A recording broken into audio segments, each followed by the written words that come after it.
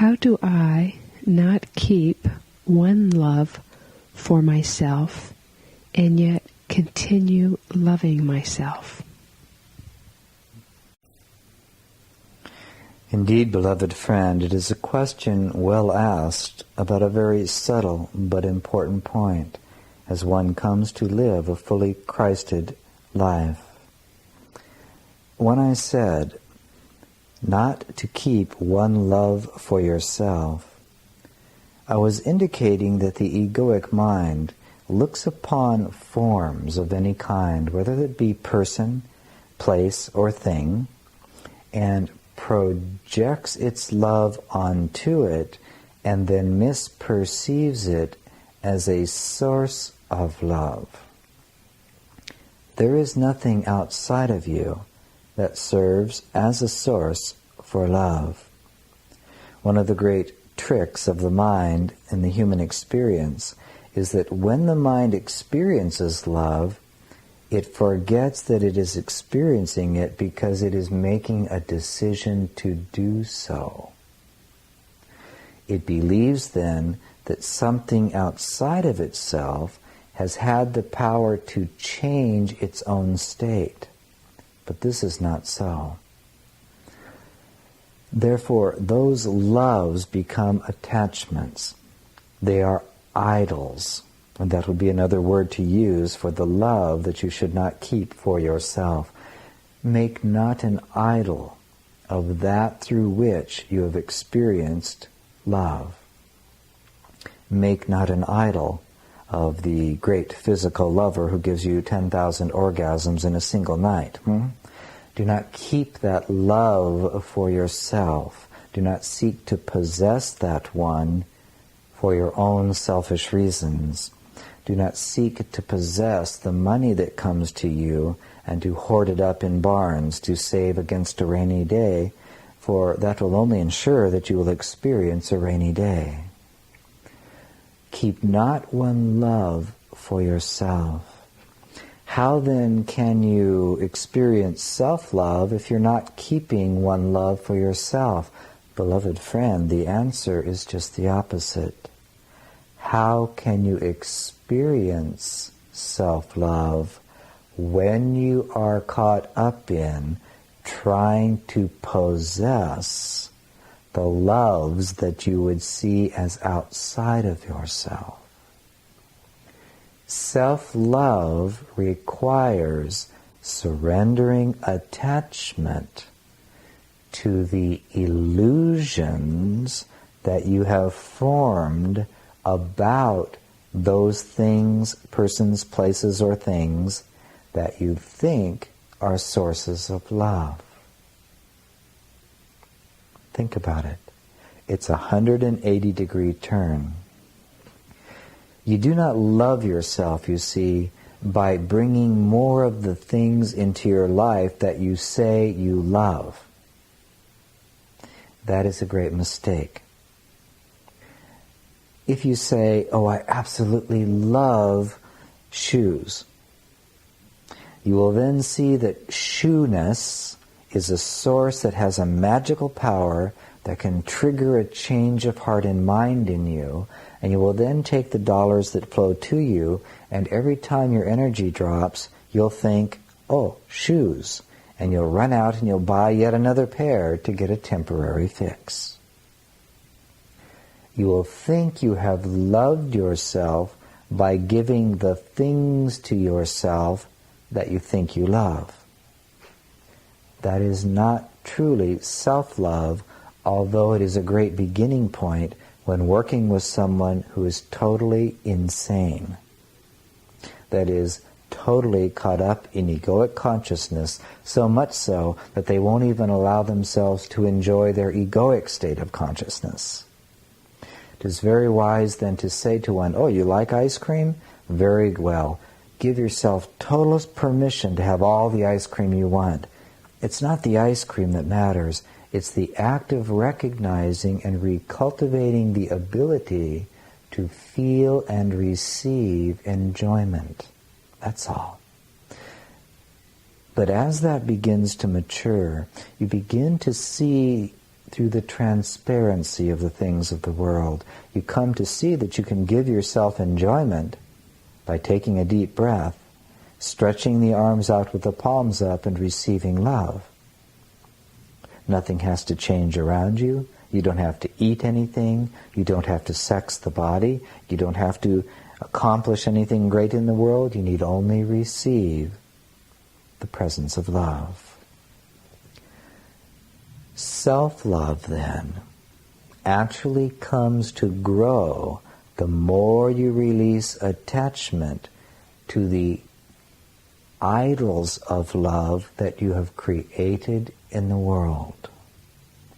A woman who loves her garden in the backyard because it gives her so much enjoyment.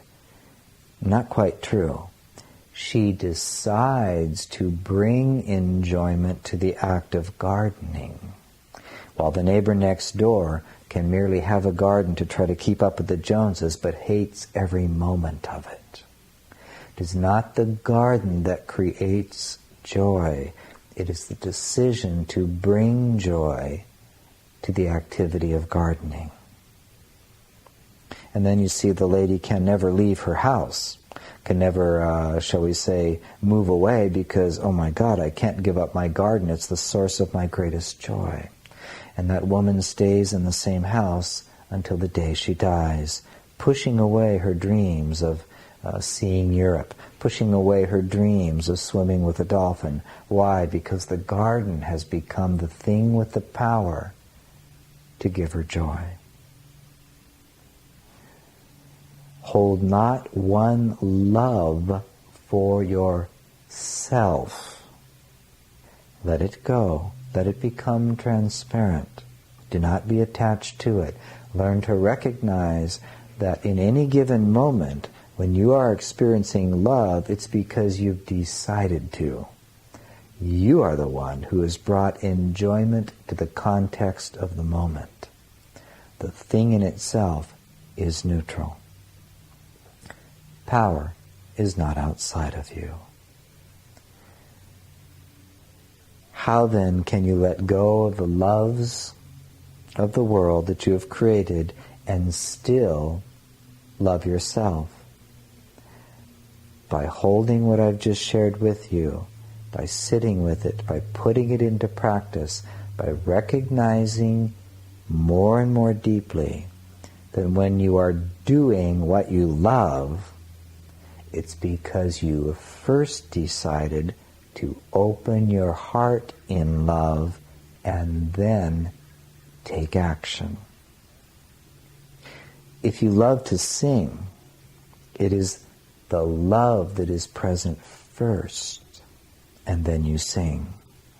The singing doesn't cause love for yourself.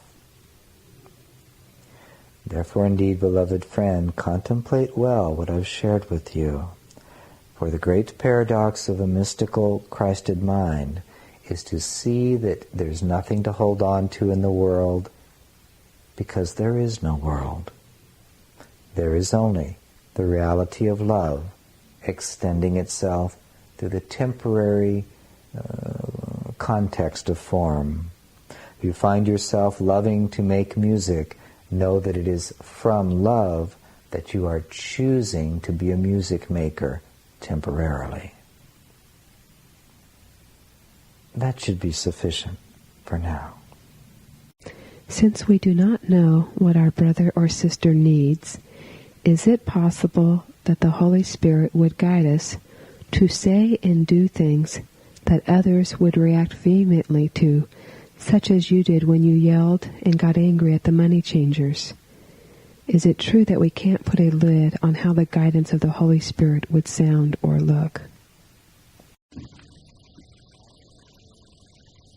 By its very nature, the guidance of the Holy Spirit comes from beyond the realm of ideas and perceptions that the mind identifies itself with.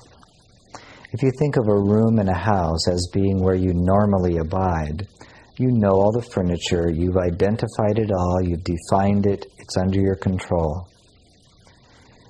in such a room, when you go to access the answer for a problem or a situation that has arisen, you can only go to what you already know.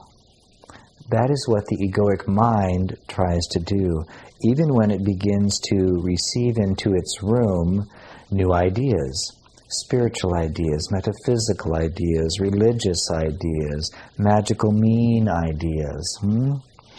It still is in the realm of the known, and so when a situation comes up, it rummages around the room looking for something it knows is already there. And it looks for what it thinks will be the device, the word, the phrase, the action that is the right thing.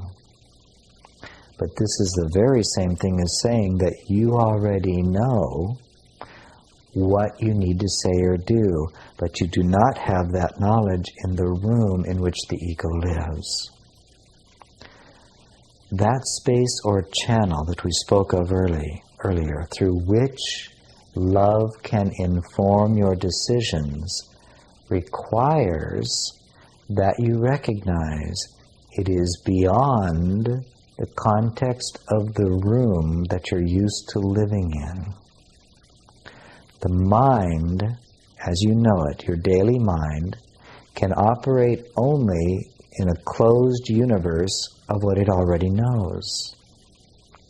Therefore, in a given situation, the Holy Spirit may have said to you, take this homeless brother into your house and fix him a good meal. And so you've done it. Now, 10 years later, there's another homeless man outside your door. You rummage around in the past, and you see that once you brought this person in and you fed him. Oh, this must be the solution because this is my homeless person tape. I just pulled it out of my dresser drawer in my egoic mind. And then you set about to act on that, and you discover that that homeless man steals everything in your house. You've forgotten that there was a time when a homeless man appeared and you didn't know what to do. You let go of everything you thought you knew and you asked in prayer. This same way of not knowing is the ultimate state of knowing. Knowing that the egoic mind does not know is the source of powerful knowing.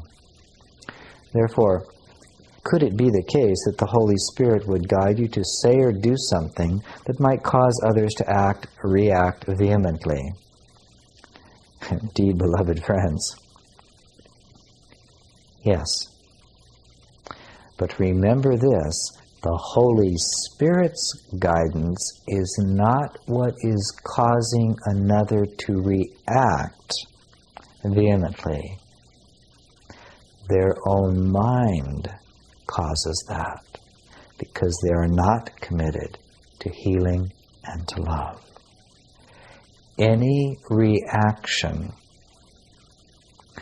that is not the extension of love must be fear and nothing else. Any form of attack or judgment can come only from fear and not from love. Therefore, when I felt guided to approach the money changers in front of my Father's holy temple, I was not guided to say, "Excuse me, could we have a slight conference here? I would like to express a slight opinion," and of course you're totally free to do what you will, because you're actually very powerful, rich beings, and I'm just a lonely Essene. But if you just give me a minute, I'd just like to share my thought. No, I was guided to move with great power, to literally act in the ways that some would call violence. Not that I hurt anybody, but I overturned their tables. And I yelled deeply that you have made my Father's house a den of thieves. Now, that got their attention. Why? Because the Holy Spirit saw that those minds engaged in those activities could respond only to a powerful energy, since they idolized power itself. They were always putting themselves in a position of having more power than the people who came to the temple. So what was required was someone who put themselves in a greater source of power and demonstrated that the money changers were not as powerful as they thought. They couldn't imagine before that moment that anybody would upset their apple cart. But through that act, it began to create what you might call a rattle in their mind and their being, as the reality was shaken up a bit. And some of them began to ponder what it was that they were doing with their lives. Now, if I was attached to my own safety, if I was attached to being liked, I would not have allowed that expression of the Holy Spirit to be made manifest. And that is what far too many in your world tend to do. Oh, if I say what just came to my mind, I may not be liked. But I'm really committed to being liked while pretending to live a spiritual life. But indeed, beloved friend, the way of atonement, the way of service, is not a popularity contest.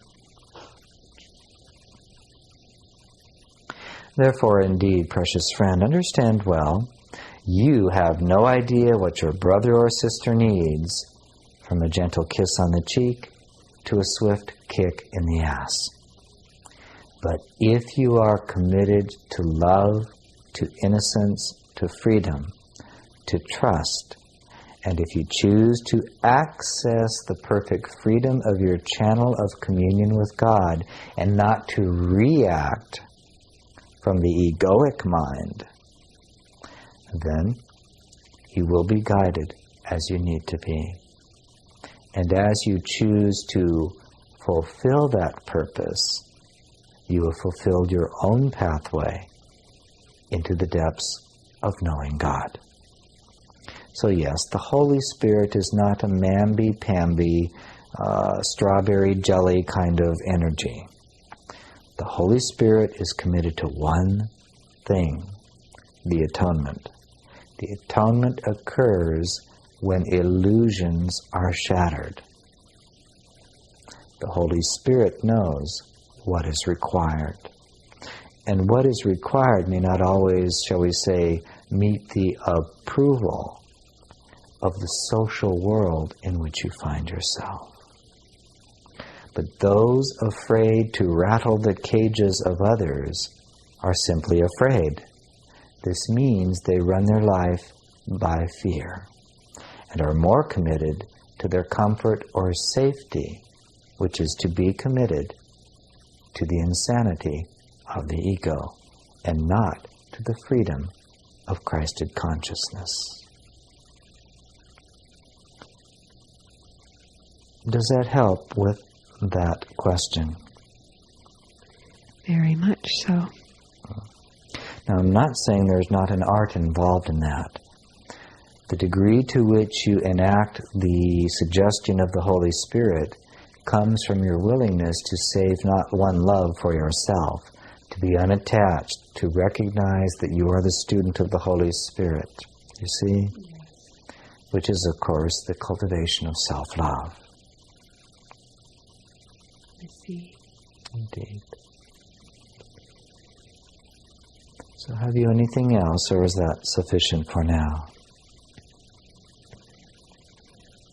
There's no more questions for this tape, but if you want to continue elaborating on anything, I'm sure we'll all be happy to hear your message. There is nothing further that we would choose to elaborate upon. We would ask you, however, each and every one listening to this tape, find some way in which you allow yourself the experience of the pleasure of love's presence. Do not let this day end from the time you hear this tape until the time you sleep, find a way to enjoy the pleasure of love's presence. And with that indeed, Amen.